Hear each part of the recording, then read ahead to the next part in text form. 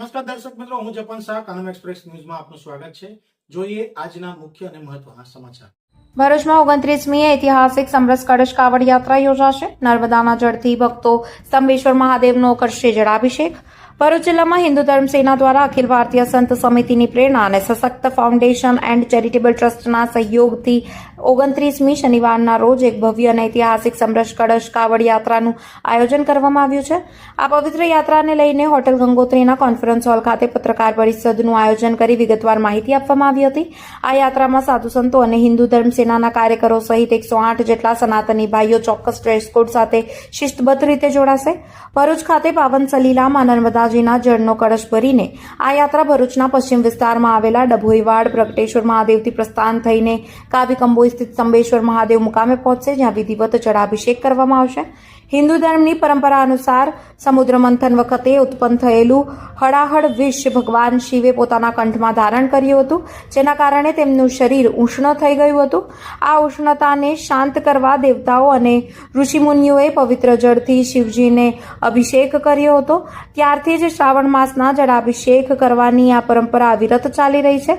આ પત્રકાર પરિષદમાં હિન્દુ ધર્મ સેના દક્ષિણ ગુજરાતના પ્રમુખ સુધીરસિંહ અટોદરિયા અને ભરૂચ શહેર પ્રમુખ રાહુલ વસાવા સહિતના અગ્રણીઓએ ઉપસ્થિત રહી કાર્યક્રમની રૂપરેખા અને મહત્વ વિશે વિસ્તૃત માર્ગદર્શન પૂરું પાડ્યું હતું।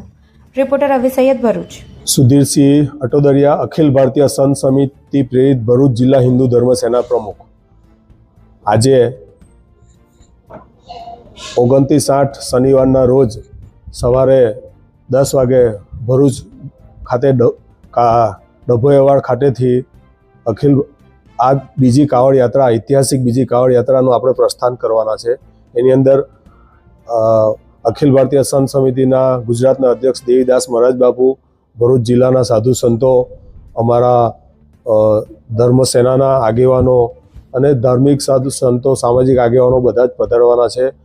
108 કાવડ યાત્રીઓ છે અને સાથે આ વખતે એક નવો અમે વિચાર મૂકેલો કે ભાઈ જે લોકો, અમે તો જવાના જ છે પણ જે લોકો વડીલો આવી નહીં શકે ત્યાં યાત્રામાં, તો એમના માટે પણ એક અમે મોટા રથમાં કળશની વ્યવસ્થા કરેલી છે। લોકો 1 લોટો પાણી આપશે અને એ પાણીનું અમે ત્યાં કાવીકંબોઈ સ્તંભેશ્વર મહાદેવ ખાતે સાધુ સંતોના હસ્તે એનું અભિષેક કરીશું। અમારો મુખ્ય હેતુ છે ધર્મ રક્ષા, રાષ્ટ્ર રક્ષા, એટલે એના માટે દરેક હિન્દુ અમારી સાથે જોડાય એ માટે આ કાવડ યાત્રાનું ઐતિહાસિક બીજી આ કાવડ યાત્રાનું આયોજન છે।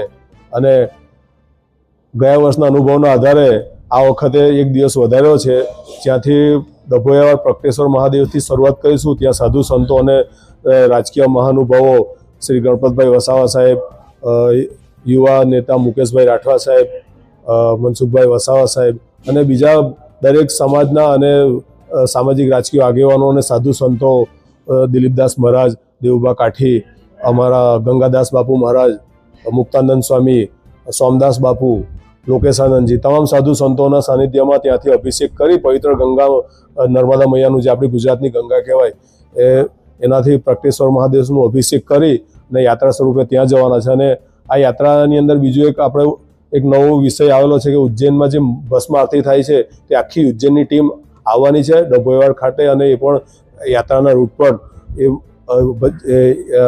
જે ભસ્મ આરતી કરવાના છે।